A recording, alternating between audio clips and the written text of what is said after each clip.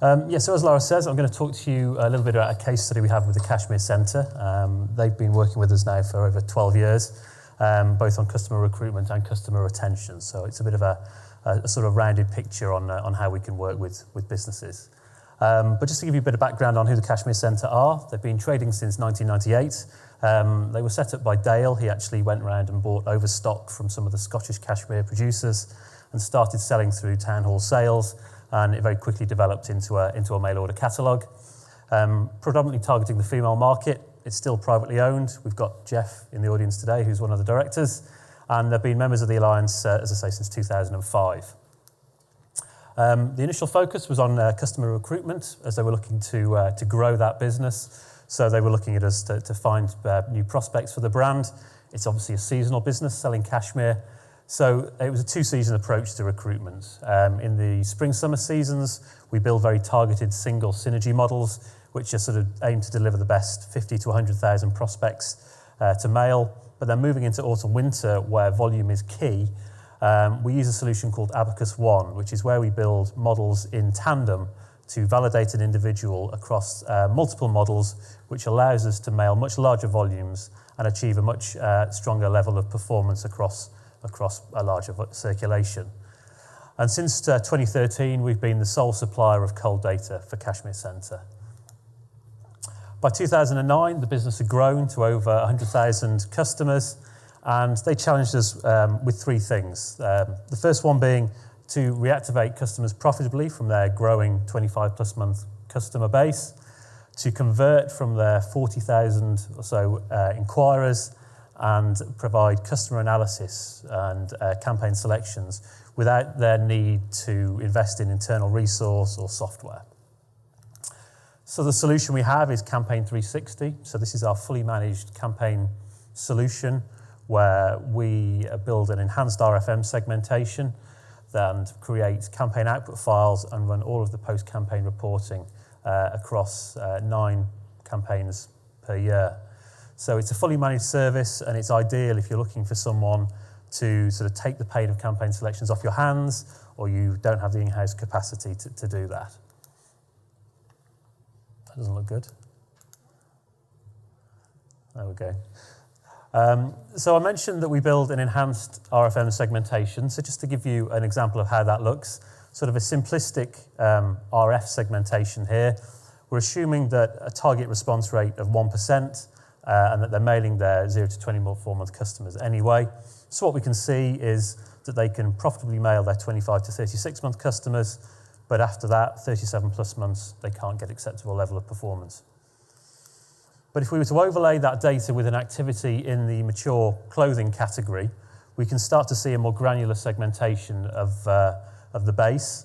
And actually what you can start to see is where we look at customers that have no activity in the last 12 months within the mature clothing category, within the 25 to 36-month pot, there's an element of suppression names there because they're performing under that 1%.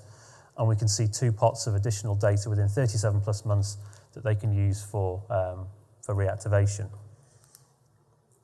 What did that deliver? Well, I think in the first 12 months, they increased reactivation by 40% on their 25-plus month file, and I think we converted over 1,000 inquirers, so that's about 3% of their inquirer base.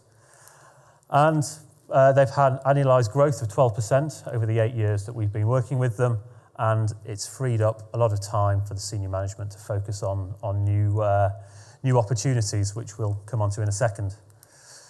So a lot of that has been talking around customer reactivation, but we also work or build a solution around their active customers as well. So they're going to mail all of their 0 to 24-month customers anyway. So what we do is we create a share of wallet segmentation on their active portion of the file. And this is where we look at their customer spend elsewhere in their category, and we can identify 4 groups. So, for example, we can see customers that have a high spend with Cashmere Centre and that most of their spend is with the Cashmere Group. So these are very loyal customers, so maybe you don't want to incentivise these people with an offer because you're just going to be cannibalising your margin. You can treat those customers differently and maybe treat them as a VIP and maybe give them sort of a bespoke tailoring service, for example, to make them feel really special. In 2012, they launched the Pearl Company, so obviously a very strong affinity to the Cashmere Centre. And what we did here, initially we focused around customer recruitment, but we started to append gift activity and sentimental gift activity spend variables onto the Cashmere Centre file so they could start to identify the best prospects for them to cross-sell into their new Pearl Company brand. And in the last 12, 18 months, I think they've launched 2 new brands. So this is with all that free time they've now got to focus on these strategic projects. We've got Tesoro and James Alexander. We're already starting to work with those guys on customer recruitment, and hopefully in time, these are going to sort of migrate onto our customer retention products as well. So a final word from Dale. I won't read it verbatim, but he's obviously a very happy man. He's seeing strong business growth, and I think if you catch Jeff this afternoon, he'll be testament to that as well. So I'm going to hand over to Marco now, who's just going to talk you through another brief case study on the Folio Society. Thanks, Mark.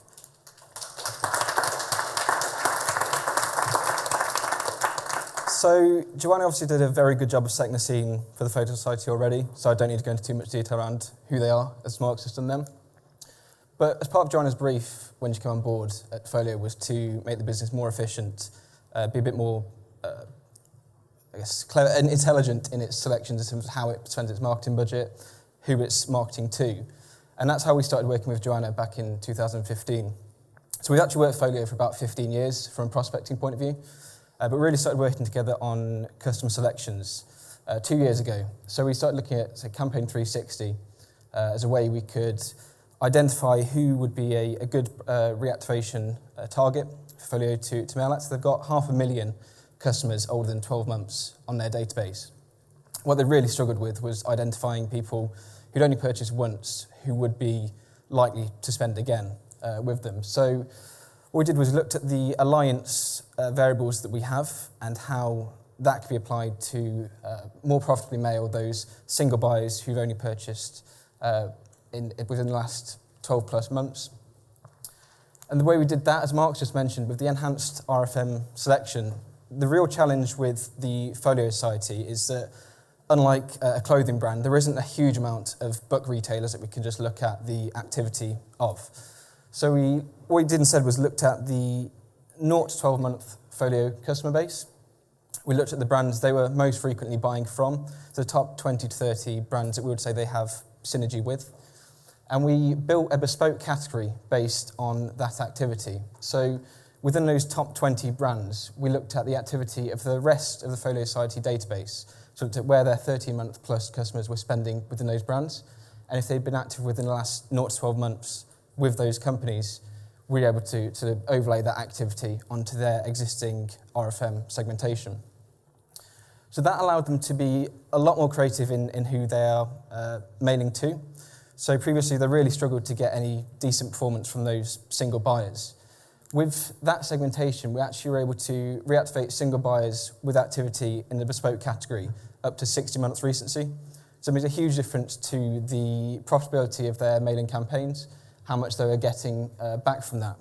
I think most interestingly with Folio as well is because they were mailing so much, kind of scattergun approach previously, we were actually able to cut down 56% of their reactivation volume, whilst maintaining 74% of revenue from that and 68% of the customers they would have retained anyway with that initial approach. What that means obviously is a big cost saving for Folio, and with all the other marketing activity they've talked about this morning, that money can be reinvested at more profitable marketing activities, including obviously Abacus prospecting, and there are really good ROI from their lapsed reactivation campaigns.